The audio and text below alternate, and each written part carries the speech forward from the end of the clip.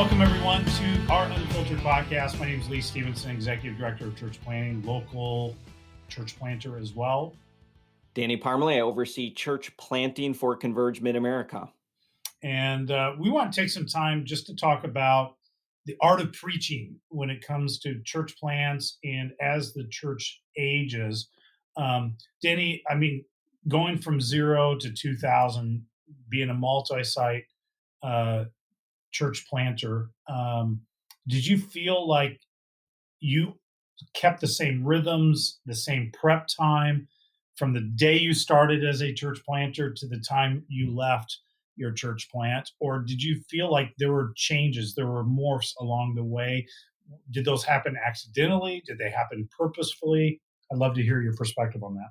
Yeah, definitely changed over time and is still changing. I am still changing my kind of how I do my preaching prep, maybe even a little bit of delivery. So I think that in the beginning, as a church planter, because I was doing everything, there were the Saturday night specials where I literally was doing ministry all week. So discipleship, meeting with people. And it was like, okay, I can pull this sermon together. And because I was doing my own PowerPoint slides and everything, I could literally just show up at the last minute with all of my stuff, kind of deliver it. And for me, during that time, I was doing outline and then memorization was the Okay. main thing. So it's like, okay, I had a few different points, but for the most part, it was extemporaneous type of preaching that fit me the most. In seminary, I learned manuscript, learned outline, learned the different ways, and just found at that time that extemporaneous was the kind of what I felt most comfortable with. So I did that for quite a while, and I know that there were some changes and shifts within there where then I started, writing a few more things down. But I know that one of the biggest shifts for us is that when we did go multi-site, we pre-recorded services, and so because of that, and actually, let me take a step back. Once we started to grow more, I wanted more feedback on sermons. And so I started having other people give input before it was delivered. So a lot of sermon evaluation happens after, but we tried to put it before it was preached. I was like, hey, yeah, don't say that or say this, or what are you saying there? And go ahead and say something. So were those like those people you brought to the table to give Yeah. you feedback? Were they staff? Were they lay people? Were they leaders in the church? It was all of those and intentionally. So we did use, and our preaching evaluation came one of our leadership pipeline development intentional things that we did, to the place where if I just kind of fast forward to before I left Epicos, what we had is that we did a full sermon evaluation that happened on Thursday, and then the sermon was recorded on Friday, and then delivered live on Sunday, which is funny because we were, when we recorded it, we were preaching it to an empty room, which is now, yeah, The I mean, normal. everybody knows that. So it's Yeah. not like I used to tell that to people like, Yeah, whoa, you were what, so cutting really? edge, man. Yeah.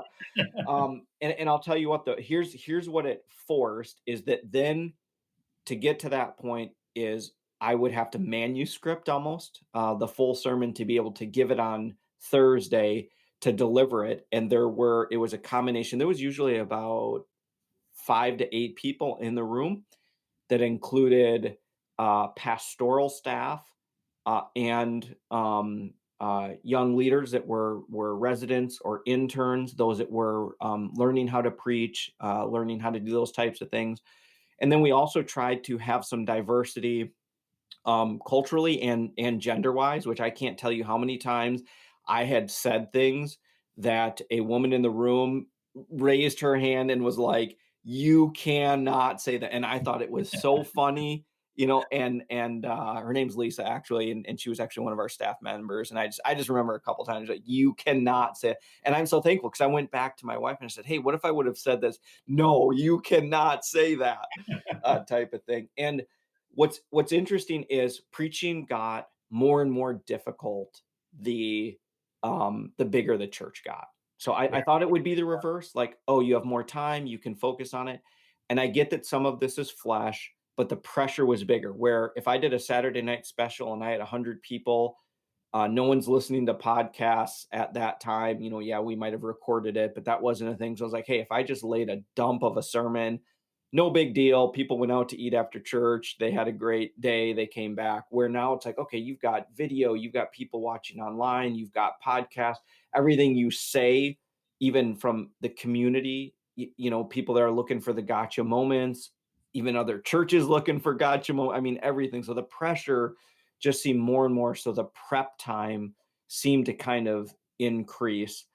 So I say all of that. I mean, that's just kind of our own, my own personal experience is that you probably will morph over time. And I think that's okay because you should be kind of, asking God to kind of continue to grow you in your preaching. And I'm horrible with the actual Bible verse, but Paul talking to Timothy is like have people see you like grow and increase in your preaching. He says somewhere, I don't know, I'll have to look it up when you're talking. And then to me, that was just an encouraging thing that people kind of like over time could see that you're actually growing in your preaching. And so it requires changing. So how about So, you?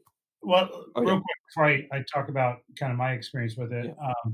So let's say year one, Yep. how many hours do you think you were actually spending on sermon prep versus year 10? Yeah. What just pure hours? Oh man, that is so hard. And I think this depends on how God has wired the person to prep. But I mean, there was times where we're talking 2 to 3 hours, maybe a half hour on a Monday, another half hour on a Wednesday, and the remaining whatever hour or two on Saturday. And for me, again, no matter what, the sermon wasn't done until it was actually delivered. So it's like I'm still tweaking things and that. So in the middle, that increased over time once I started to have some more people. And the other thing that changed for us is because our small group structure was based off of the sermon, it meant that I had to get my stuff done earlier. So even when we were single site, but we connected our small group curriculum with the sermon content, that required me then to have things done on a Thursday and Friday so that those questions could be made up and then sent out to the different small group leaders so that they could do that for the next week. So I probably increased a bit more. And then, man, yeah, by the time that we were, multi-site and stuff, and here's the other part that changes: we had a teaching team, so you could spend more time on a sermon because you weren't doing all 52 weeks. We had three main people on the preaching team, and then a couple others that would kind of just speak in from time to time. So that put me, at one point I was, probably down to like 50%, 50 to 60% of the time preaching. Did you like that for you Loved personally? it. Absolutely loved it. I mean, it was, I know there's multiple ways to do it, but it was glorious. It was glorious for our church that very different preaching styles. I loved it because it allowed me to spend time on leadership and discipleship some weeks and other weeks focus on preaching. And we really did do team. I mean, we worked because again of our small group stuff. We outlined all of our sermons together in the year because we actually had printed curriculum. So we would do that all summer and then launch the series in fall, which would then have the printed curriculum of all of the. So we would actually write because we had one message. So whoever was preaching it was all campuses, but that outline was developed by all of the pastors, even if you weren't the one preaching it. Yeah. So and same if you are preaching it, you had help from other people to do it. But honestly, the evaluation was the biggest thing because it was a time where people really said and pushed back and said, "Now wait a minute, I don't think the text says that," or "Your outline doesn't make chronological sense or logical sense," or "Hey, that illustration really isn't that helpful," or "You need an illustration there because I don't know really what you're What you're saying." talking about, yeah. Yeah, and it honestly, it's a hard thing because it's like your peers, but it's what really gave the strength of really the teaching environment that we did foster at the church. Oh, that's great. I know for me, I would agree, like, the rhythms change, and I think I think planters need to be okay with that. I think you got to recognize the time will demand it. Early on, honestly, yes, the preaching is important, but the relational capacity is more important than your preaching capacity in Yeah. those first couple of years as a church plant. I know for me, it probably ranged between 5 to 7 hours early on of prep time, and it wasn't probably until we hit about 5 to 600 in attendance that I can remember vividly having a conversation with our staff team going, all right, I need you to now take this stuff because I've got to devote more time. Yeah.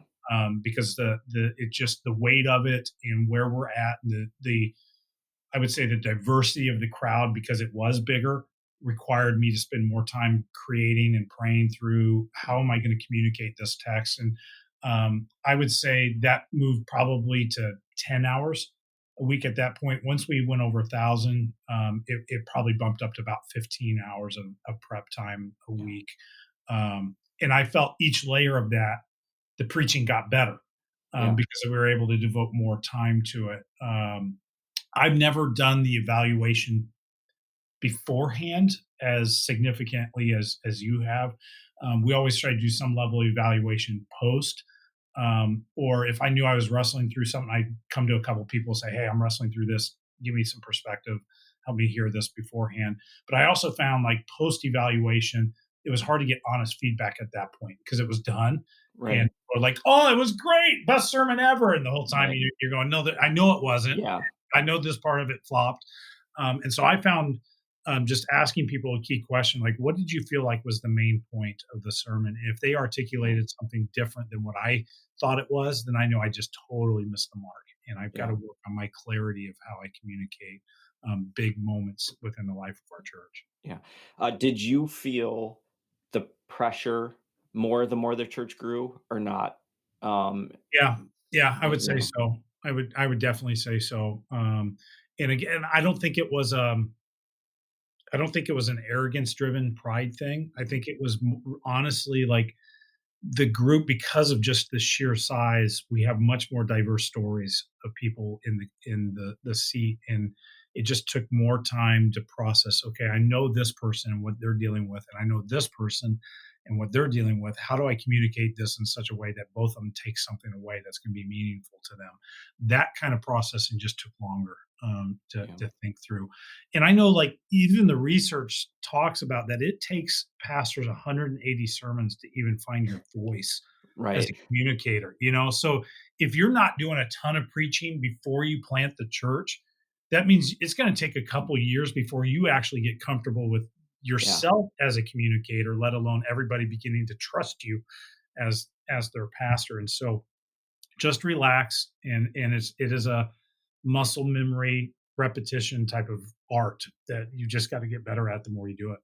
One thing that I will add that you just or expound upon a little bit more that you just said is that as people get to know you more too, also plays a role into it. And I experience that now because all of the preaching that I do now is essentially guest preaching. I'm preaching You're at different churches, itinerant preacher, yeah. and um, the way I realized that so much of the way that I connected at Epicos is because I knew people. I sat And they across, knew they knew you. me, Yeah. they knew my dumb, dry humor, they knew this, where now I'll land a joke and I'm like, "Man, this is hilarious," and it's like, they don't know, should they laugh? Should they cringe? Are they sca like, so I'm like, "Oh my goodness, have to change that," which, this is a point of actual encouragement. Even if you are not a super great preacher, to what you said before, the relational equity that you're building into people, then what you say, and because it lines up with your life, will actually have an impact, even if you're not the most eloquent speaker with Significant. the best illustrations. They get it, and it's actually having an impact. So understand that the ministry that you do Monday through Friday and Saturday will actually, enhance your preaching on Sunday. So, Yeah, well said. And I would say even now it's changed for me because I'm full time in my Converge role and volunteer in the lead pastor role. And so my time to develop sermons happens on airplanes. It happens sitting right. at swim practice, and you have to be creative. And so just to those out there that are working a job, either part-time or even another full-time job, you can do it. You do have to be creative, and you have to recognize that God still shows up and the Holy Spirit still works, even if you weren't able to put as much time that you hope to.